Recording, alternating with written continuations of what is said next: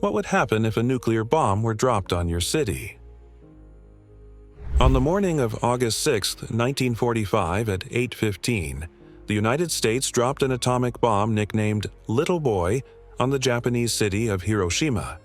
This was the first atomic bomb ever used in history. Apart from the gadget, which was detonated during the Trinity operation as a test, this bomb was highly experimental due to being the first deployed in combat. Dropped near the end of World War II, it was released from a B-29 bomber flying at an altitude of 9,500 meters.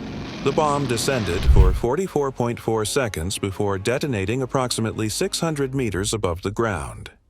In summary, uranium-235, kept below critical mass, was brought together using a conventional explosive to reach critical mass. This triggered a chain reaction, causing about 2% of the uranium fuel to undergo fission, splitting nuclei and converting the released energy into a devastating explosion. Yet, even this small amount of fission was enough to create a massive mushroom cloud over the city. The intense heat and radiation it released instantly wiped out approximately 80,000 people. Within a 1.5-kilometer radius of the explosion, every building was destroyed. Fires ignited by the bomb's heat burned for days, and within a 10-square-kilometer area, nearly 50% of the population succumbed to burns. For those who survived the initial blast, radiation poisoning brought unimaginable suffering, leaving many begging for death. Thousands perished under collapsed buildings, while countless others later developed cancer or succumbed to long-term effects. Children born in the region faced severe illnesses, and the death toll eventually reached approximately 140,000. The scale of devastation caused by these bombs is beyond imagination. But to give you a glimpse, let me take you momentarily to the point of impact. Here is Hiroshima before the atomic bomb. Now, here is Hiroshima after the 15-kiloton Little Boy exploded. And this is Hiroshima today. Similarly, here is Nagasaki before the bomb. Then, after the 20-kiloton Fat Man detonated. Now, let me ask you a question. Have you ever wondered why these atomic bombs were detonated in the air, about 600 meters above the ground in Hiroshima's case and 500 meters in Nagasaki's? Was this a mistake, or was it deliberate? We often hear numbers like 15 kilotons or several megatons thrown around, but do we really grasp their meaning? And more importantly, what would happen if the most powerful nuclear bombs ever created by humanity were detonated in the city where you live?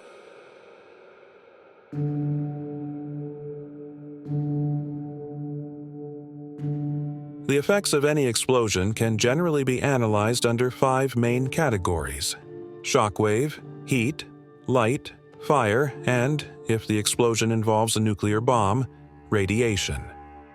The range and intensity of these effects depend on the bomb's power and the method of detonation. Typically, the farther you are from the blast center, the weaker these effects become. There are some fascinating tools available to visualize these impacts. For example, the website Outrider allows you to simulate the effects of a nuclear explosion. Imagine a 300-kiloton hydrogen bomb of the W-87 type detonating over Berlin. The results would look something like this. To put it into perspective, this would be 20 times more powerful than the Hiroshima bomb. On the site, you can select different bomb types and view their impacts. As you can see, concentric circles are drawn around the blast point to represent the range of each destructive factor.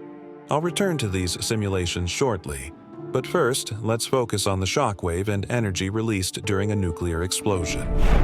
Understanding the shockwave's effects can be difficult, because atomic bomb detonations are often recorded from miles away. Let's analyze a more accessible explosion, the 2020 Beirut ammonium nitrate blast. When we slow down high-resolution footage of the explosion, we can clearly see the shockwave propagating outward. This shockwave travels at the speed of sound, which is approximately 340 meters per second in standard air conditions, although this speed can vary with temperature and density. Now, how much energy do you think was released during the Beirut explosion? Take a moment to ponder. while I show you some comparative examples of explosions. You've probably heard of measuring explosive energy in kilotons or megatons. These units compare the released energy to the well-known explosive trinitrotoluene, or TNT. Let's scale down for a moment. What does the explosion of just 1 kilogram of TNT look like? Here's an example. If you detonate a kilogram of TNT, you'll see something like this. This serves as the standard benchmark for 1 ton of TNT equivalent. The energy released can vary slightly depending on the composition and environment, but 1 ton of TNT is standardized to release approximately 4,184 megajoules of energy. The Fat Man bomb detonated over Nagasaki, on the other hand, was a 20-kiloton explosion. Its video footage is much clearer. Many atomic bombs have been tested underwater or underground, limiting the availability of clear records. However, during the 1956 Red Wing operation, the 365-kiloton TX-28 bomb was detonated, and even imagining the energy released at this point becomes challenging. Cameras had to be placed at extreme distances to safely record such explosions, and we're not even talking about megaton-level bombs yet. Take, for example, the RDS-37 hydrogen bomb test conducted by the Soviet Union, which had a yield of 1.6 megatons. The camera recording this explosion was 70 kilometers away. In Kurchatov, a town 50 kilometers from the Semipalatinsk test site, the shockwave was so powerful that soldiers walking down the street were knocked to the ground. Tragically, a soldier died when a bunker collapsed during this test. It's worth noting that this was a relatively small hydrogen bomb, with its yield intentionally reduced by half for testing purposes. The first experimental hydrogen bomb, Ivy Mike, released 10 megatons of energy. The largest bomb tested by the US, Castle Bravo, yielded 15 megatons. However, the largest ever detonated was the Soviet Union's 50-megaton TSAR Bomb. A 100-megaton version of the TSAR Bomb is already being produced. The effects of the TSAR bomb were 1,570 times more powerful than the combined energy of the atomic bombs dropped on Hiroshima and Nagasaki. To put it another way, it unleashed 10 times the energy of all the bullets and bombs used during the entirety of World War II. Now think about this. World War II lasted 6 years, and we're talking about an explosion that surpassed the energy of every single bullet and bomb from that period by a factor of 10. The TSAR Bomb was detonated 4 kilometers above the ground, southwest of Novaya Zemlya Island. The mushroom cloud it generated was staggering. Its base was 40 kilometers wide, and its peak reached an astonishing 95 kilometers. This cloud soared 60 kilometers into the sky, piercing through the stratosphere. To put this into perspective, this height is 3 times the altitude Felix Baumgartner jumped from to break his skydiving record. Within a 58-kilometer radius of the explosion, everything was vaporized. Glass windows shattered in buildings as far away as Norway and Finland, 160 kilometers from the detonation site.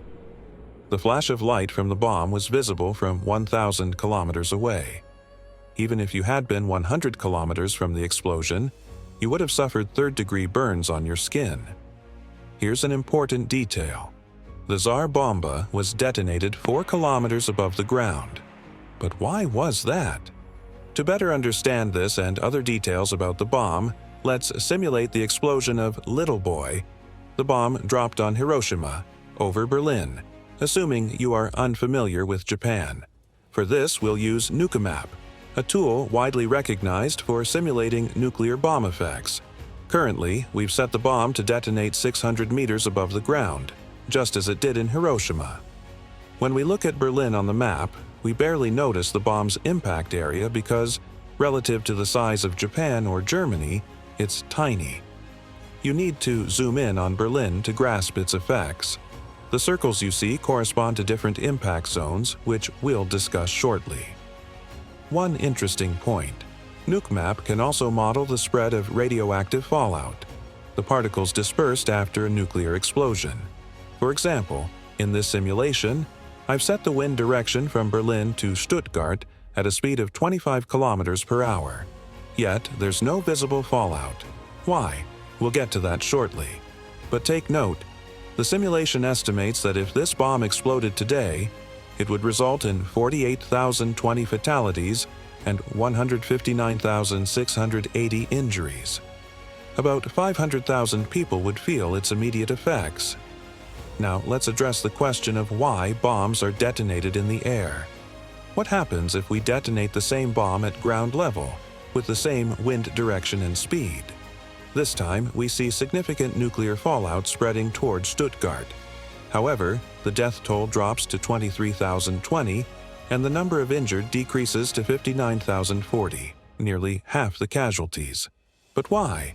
Wouldn't detonating the bomb closer to people increase the damage? The answer lies in how the height of detonation influences nuclear reactions and the bomb's intended purpose.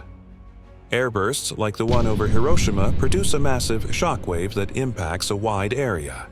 However, within milliseconds of the explosion, the bomb's material, including the fuel responsible for sustaining fission, disperses. Neutrons driving the fission reaction lose access to the remaining fuel, and there are fewer objects in the air to interact with. As a result, the bomb's energy is mainly released as a shockwave, and its nuclear impact is more limited. For instance, only 1.38% of Hiroshima's bomb fuel underwent fission, meaning 98.62% of it didn't react. Imagine the devastation if it had been fully utilized. In contrast, when a bomb detonates at ground level, it interacts with nearby structures, soil, and water. This allows a larger portion of the fuel to convert into energy, sustaining the nuclear reaction longer. For example, in the Red Wing operation, a 300 kiloton bomb achieved 73% fission efficiency. Ground detonations also launch irradiated debris into the atmosphere, creating radioactive fallout carried by wind currents. However, the destructive shockwave from a ground-level explosion is more localized, as buildings, terrain, and other geographical features absorb part of the pressure. The primary goal of a nuclear bomb is to maximize the shockwave's reach, not to spread radiation. If the intent were to contaminate, alternative methods, like leaking radiation into water supplies or dispersing chemicals from aircraft, as seen in the Vietnam War, would be more effective, though these methods are prohibited by international treaties. NukeMap allows us to optimize the detonation for specific objectives. For example, you can adjust the bomb to maximize all effects or fine-tune the shockwave's pressure for a specific target.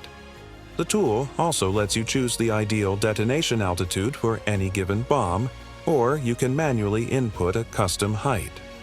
Additionally, the side panel lets you visualize the range of different pressure effects. For instance, 3,000 psi, 200 times the atmospheric pressure you're currently experiencing, can destroy even missile silos. Conversely, a mere 5 psi, 0.3 atmospheres or 33% above current pressure, is sufficient to collapse most buildings. Let's shift gears and simulate the surface detonation of a 100 megaton TSAR Bomb in Berlin to examine its effects. We'll again set the wind direction towards Stuttgart at 25 kilometers per hour. Remember, actual nuclear arsenals contain much smaller bombs than this one. Here, we're focusing on an extreme scenario to extract as much information as possible. If we were using more realistic bomb sizes, the effects wouldn't cover such vast areas.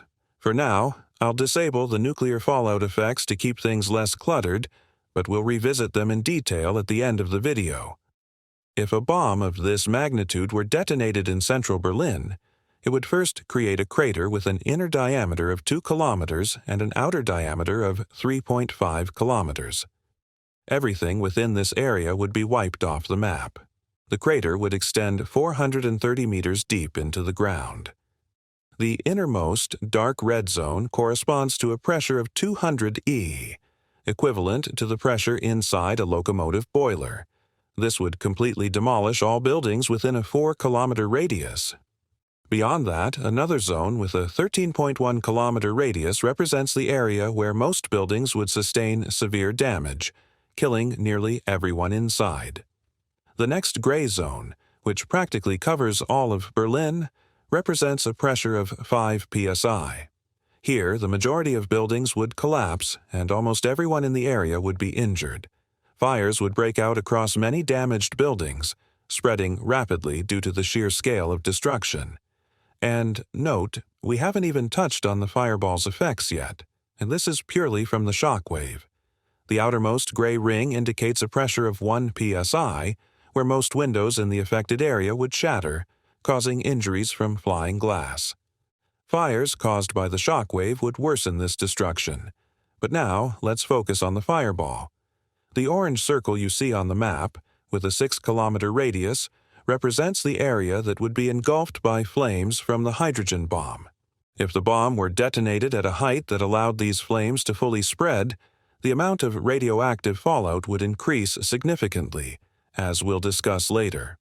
Within this fireball zone, I've already mentioned that buildings would collapse from the pressure, but all people, animals, and flammable objects would also vaporize. Keep in mind, the Hiroshima bomb emitted heat around 6,000 degrees Celsius, approximately the temperature of the sun's surface.